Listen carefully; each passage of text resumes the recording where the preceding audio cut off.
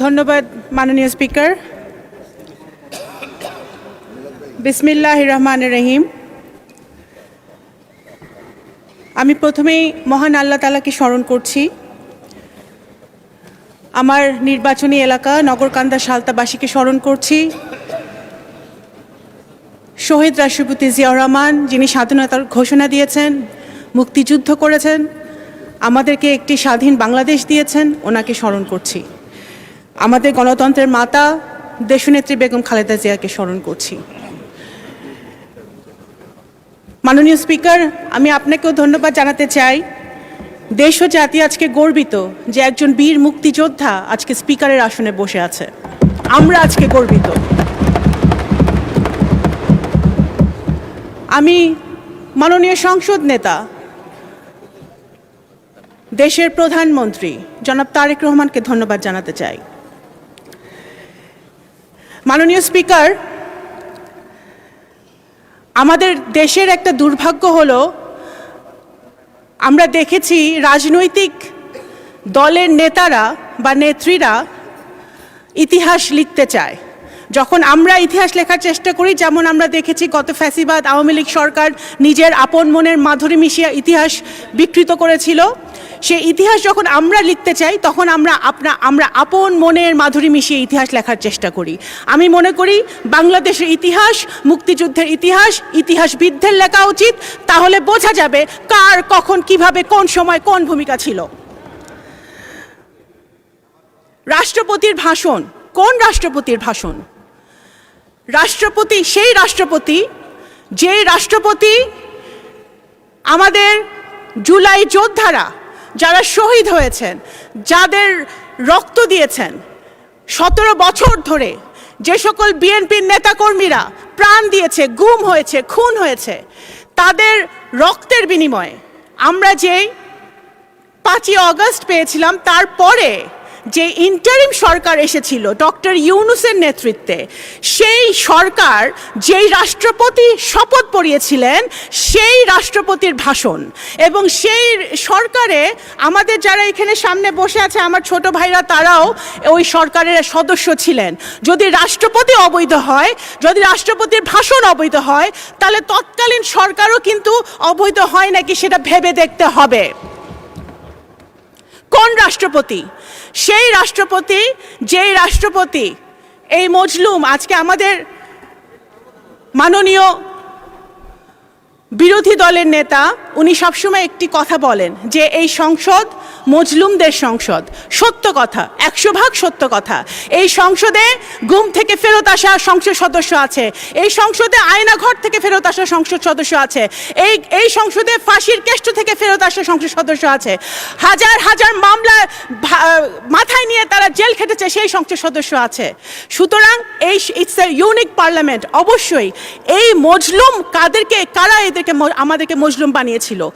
গত ফ্যাসিবাদী সরকার যারা আমাদেরকে মজলুম বানিয়েছিল, সেই মজলুমের পার্লামেন্টে মজলুম দ্বারা নির্বাচিত রাষ্ট্রপতি এসে যখন ফ্যাসিবাদের বিরুদ্ধে কথা বলে, গুম খুনের বিরুদ্ধে কথা বলে, গণতন্ত্রের পক্ষে কথা বলে, শহীদ জিয়ার পক্ষে কথা বলে, বেগম খালেদা জিয়ার গুণগান গায়, বিএনপির গুণগান গায়, সেটা অবশ্যই আমাদের আন্দোলনের সার্থকতা। মাননীয় স্পিকার, এখন আপনারা বললেন ভাই, এখন বিএনপি এমন একটি রাজনৈতিক দল মাননীয় স্পিকার, যেই দলের উপরে বাংলাদেশের জনগণের আশা ভরসা। সুতরাং বিএনপিকে ক্রিটিসাইজ হবে সেটা আমরা জানি। বিএনপি এমন একটি দল যেই দলের নেতাকর্মীরা সেই দলের নেত্রীর মতো আপোষহীন হয়ে একদিনের জন্য আইডেন্টিটি গোপন করে রাজনীতি করে নাই। এই দলের নেতাকর্মীরা ধানের শীষের ব্যাজ লাগিয়ে শহীদ জিয়া, তারেক রহমান, খালেদা জিয়া টি শার্ট পরে তারা গুলি খেয়েছে, টিয়ার গ্যাস খেয়েছে, জেলে গিয়েছে। তারা পথ গোপন করে অন্য দলে থেকে রাজনীতি করার চেষ্টা করে নাই। মাননীয় স্পিকার, আমাদের বিএনপি সেই দল, শহীদ রাষ্ট্রপতি জিয়াউর রহমানের দল, যিনি দেশের ডেভেলপমেন্টের জন্য কখনো আন্তর্জাতিক জাতীয় কারোর সাথে আপোষ করেন নাই। বেগম খালেদা জিয়ার দল যিনি দেশের গণতন্ত্রের জন্য, স্বাধীনতা, সার্বভৌমত্বের জন্য কারোর সাথে আপোষ করে নাই। এই দলের হাজার হাজার নেতাকর্মী জান দিয়েছে, প্রাণ দিয়েছে, ভবিষ্যতেও জান দিবে, প্রাণ দিবে। জুলাই সনদ, অনেক কথা হয়েছে জুলাই সনদ নিয়ে মাননীয় স্পিকার। জুলাই সনদ অবশ্যই বিএনপিকে জুলাই সনদ নিয়ে বলে কোনো লাভ নাই। জুলাই সনদ মানে কি? একটা রিফর্ম, বাংলাদেশের রিফর্ম, নতুন প্রজন্মের জন্য রিফর্ম, সংস্কার। আপনি যদি ইতিহাস দেখেন, বাংলাদেশ জাতীয়তাবাদী দল বাংলাদেশে একটি মাত্র দল যে বাংলাদেশের জন্মের পর থেকে এখন পর্যন্ত যত রকম রিফর্ম, সংস্কার হয়েছে বাংলাদেশের উন্নতির জন্য, প্রত্যেকটা বিএনপির হাত ধরে হয়েছে। খাল খনন, গার্মেন্টস শিল্প, পার্লামেন্টারি ডেমোক্রেসি, তত্ত্বাবধায়ক সরকার থেকে শুরু করে নারী শিক্ষা, সব কিছুর পিছনে ছিল বিএনপির হাত, দেশনেত্রী বেগম খালেদা জিয়া এবং শহীদ জিয়ার হাত। এবং এখন যেটা হচ্ছে reform, family card, farmers card, আমাদের নতুন প্রজন্মের জন্য কাজ, এই সব কিছুই হচ্ছে জনাব তারেক রহমান বিএনপির হাত দিয়ে, যেটার আপনারাও সুফল পাবেন ইনশাল্লাহ বিরোধী দলের নেতৃবৃন্দ। সুতরাং বিএনপিকে জুলাই সনদ বাস্তবায়ন হবে না সেটা বলে লাভ নেই। বিএনপির হাত দিয়ে জুলাই সনদ বাস্তবায়ন হবে ইনশাল্লাহ।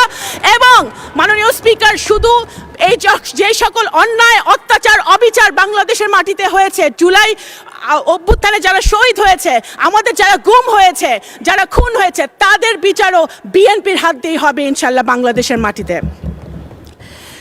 মাননীয় স্পিকার, আমরা খুশি, আমি ব্যক্তিগতভাবে আমি একজন রাজনৈতিক কর্মী হিসেবে খুশি হয়েছিলাম যখন আমাদের দেশের ছেলেমেয়েরা মাঠে নেমেছিল কোটার আন্দোলনে, একটা ইস্যুকে কেন্দ্র করে, দেশকে ভালোবেসে। আমরা সেটা খুশি হয়েছিলাম, কারণ আমরা সবসময় বলে আসছিলাম যে এই দেশের নতুন প্রজন্ম রাজনীতি পছন্দ করে না, দেশকে ভালোবাসে না। সেটা জুলাই অভ্যুত্থান মিথ্যা প্রমাণ করেছে। কিন্তু আমরা এটাও দেখেছি জুলাই অভ্যুত্থানের পরে, 5ই আগস্টের পরে যে সরকার গঠিত হয়েছে, সেই সরকারে আমাদের যারা নবীনরা ছিলেন, আমাদের ভাইরা ছিলেন, তাদের বিরুদ্ধেও আনফর্চুনেটলি গত 1.5 বছরে দুর্নীতির অভিযোগ উঠেছে। এটা কিন্তু মাননীয় স্পিকার, যখন আমরা নতুন বাংলাদেশের কথা বলি, নতুন অভ্যুত্থানের কথা বলি, নতুন প্রজন্মের কথা বলি, তখন আমরা এই জিনিসটা আশা করি না। আপনারা শুধু ফেসবুকে স্ট্যাটাস দিয়ে ভাইরাল হওয়ার জন্য বড় বড় কথা বলে পলিটিক্স হয় না মাননীয় স্পিকার।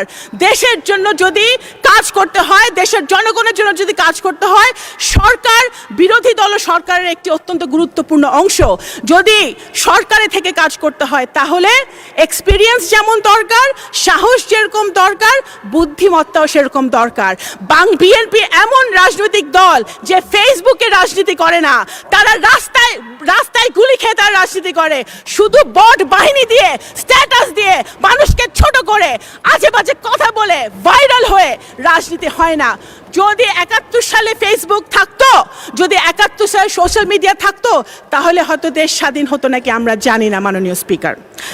আমি একজন মুক্তিযোদ্ধার সন্তান, আমি এতটুকুই বলতে পারি মুক্তিযুদ্ধ নিয়ে যে মাননীয় স্পিকার, আপনি একজন বীর মুক্তিযোদ্ধা।